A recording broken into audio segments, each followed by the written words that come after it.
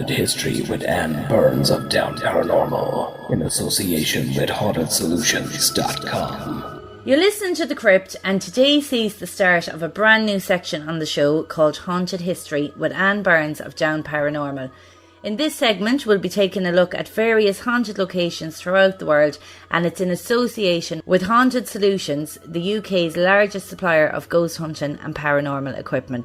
So Anne, you're very welcome to the show. Hi Rita, thanks for asking me. Well, today we're going to be taking a look at Chillingham Castle, which is said to be one of the most haunted castles in Britain. So firstly, can you tell us how old the castle is and where it's located? Well, Chillingham Castle was built in the 12th century. It was originally going to be used actually as a monastery, but it was taken over in the, I think it was 1246 by the Grey family. And that particular family were living in the castle since that time up until the 1980s. So a long, long time. And the castle occupied a strategically important location in medieval times. Yes, the castle is on the Northumberland border, which was known as Northumbria back in those days, which borders Scotland. And Northumbria was one of the largest and the most powerful kingdoms. So because of that, it was invaded a lot from Scotland, and also the Danish invaded it as well. So throughout its history, for hundreds and hundreds of years, it was basically attacked. They never ever overthrew the castle. It always held its own, so to speak, but it's seen a lot of bloodshed and a lot of really tragic and horrible things going on there, just simply because of where it was. So very, very interesting history. I mean, the earls that lived there are actually mentioned in a lot of Shakespeare's historical plays and things like that. So these guys were sort of celebs of the time, I suppose. And then when the castle was no longer a military stronghold, what kind of renovations were done to it to make it more residential? Well, during the Tudor period, there was a lot of there was like big galleries and a lot of elaborate sort of things were added on to the castle, because it was a big fortified castle, and so it was, they tried to make it look, more like a home. And then 18th century, then there was a lot of work done mainly to the outside of it and the gardens. They had these lovely gardens and avenues and to make it look, like the other homes of the day, to keep it up to style, I suppose. So that was the main changes. The bulk of the house is exactly the same as it was when it was built in the 12th century. And I mean, this place, it was made into a fully fortified castle in 1344. So you're talking about walls that are 7 to 10 feet thick. So it's a big, strong house, and obviously built because it had to be like that. And then I believe it was used as an army barracks during the Second World War. Yes, it was used as an army barracks, Rita, but after the end of the Second World War, the castle fell into disrepair and stayed in that state until the 1980s, when it was purchased by the current owner, Sir Humphrey Wakefield, and his wife Catherine.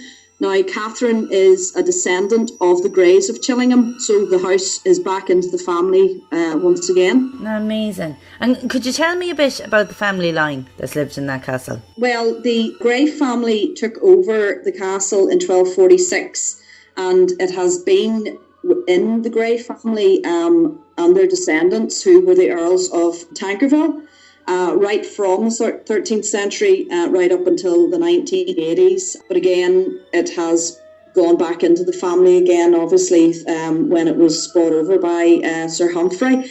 Now, during its time in the Grey family, there was an awful lot of royal visits to it. King Henry III visited, Edward I, who was... if you've ever seen the film Braveheart, which I'm sure everybody has, he was Edward Longshanks, the Hammer of the Scots. He stayed there. James I and Charles I actually stayed at Chillingham for 3 days before he was imprisoned. And it was actually one of the family that was one of the names signed on Charles's death warrant. So the family and the history of it is absolutely amazing. I think it's so amazing that the one family line has had that for hundreds of years. Yeah, it's unbelievable. It's one of the longest, there's a lot of these big castles and things like that, all over the UK. But to have a place like that that's been in the same family for 800 years it's just unbelievable. And in what state is the castle in now? Do people live in it? Is it a museum? Sir Humphrey still, lives in part of the castle, and it's open to the public. You can go and you can tour around a good part of it and see, a lot of the main rooms, and there's an armoury and things like that in it that has all the swords and the weaponry and the dungeons and things like that. But it's also they've made I think it's the coach houses, or part of it is now like self-catering apartments, so you can actually go and stay in it. And of course, it does ghost tours as well, that takes people around the castle and tells them the stories and the legends of all the different ghosts and the phantoms that are said to haunt the place. Still going strong, and it's still a family home too. And I believe it has torture chambers. Yes. Well, when I was researching the torture chambers, it's actually quite gruesome. There's a lot of the implements that they used are actually still there, and they're on display, and things like, the rack and bed of nails, and there's like a chair that has spikes in it that you were made to sit in.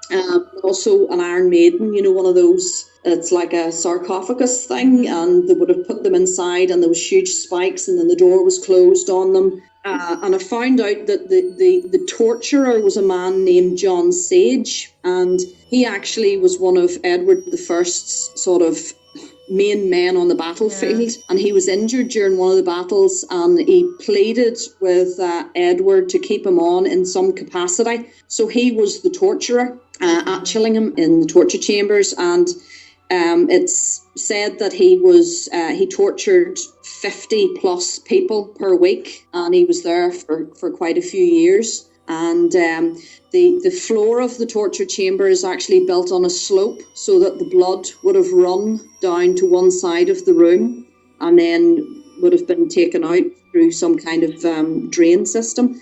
So an absolutely horrendous place, and still very oppressive feeling in it today from what I gather. So yeah, it's just unbelievable, the stuff that's still there, and it would have been used, and it was used on thousands of people. It's supposed to be one of the most haunted castles in Britain, and it's been featured on many paranormal TV shows. So can you tell me what paranormal occurrences have been reported there? Right, well, there's that many stories. It's a huge place that has so many different rooms and things like that, and each room has so much history, and a lot of it, quite a vile history. So there's stories about nearly every single part of it. One of the most popular stories is of what they call the Radiant Boy. He's been seen for many, many years in a room that's actually not open to the public at the moment, called the Pink Room. And he has been appearing to people for many, many years. And he appears as a boy in blue. And he is said to cry. They hear these sort of cries from him, and it seems to come from a particular wall in this pink room. Now, I think it was the early part of this century, they were doing renovations, and they decided to remove part of this wall. The wall in this room is 10 feet thick, and they decided that they would remove part of the wall to make a corridor to link onto another room.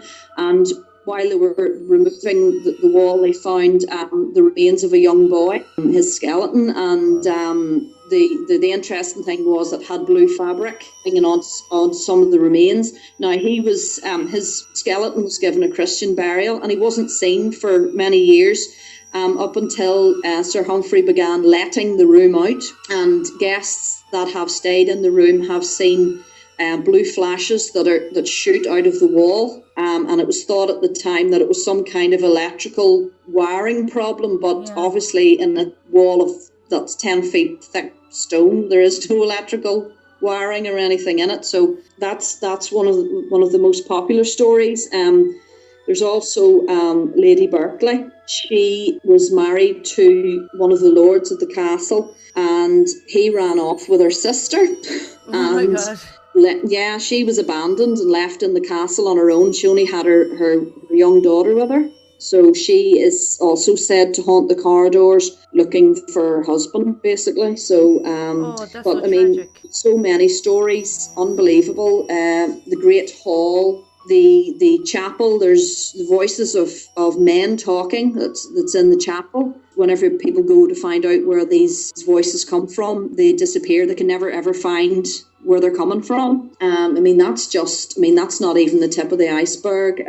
There's so many different stories. The Great Hall, there's a skull in the Great Hall, and the skull moves around the room. It never leaves the room, but it is found in different places. So it seems to sort of move on its own. The Great Hall has a lot of, there's like an elephant's head, and there's the most amazing artifacts in this. So there's a skull, as I say, it's not a skeleton, it's just a skull, and it seems to move. But this room has a huge big table in it, and they have weaponry on it, and as I say, there's an elephant's head or something. It's got, and then I think there's a full size like statue of a man on a horse. There's all these different amazing things in this room, tapestries, but this little skull keeps moving around on its own for some reason. It's amazing. I would just love.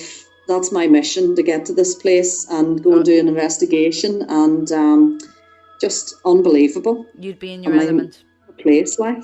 During your research then, did you find any other piece of information that people might be able to kind of research online? As I say, two of my teammates, Will and Linda, they have actually been to Chillingham and have done an investigation there, and they're going back again in February, and then we're hoping later on next year for us all to go over.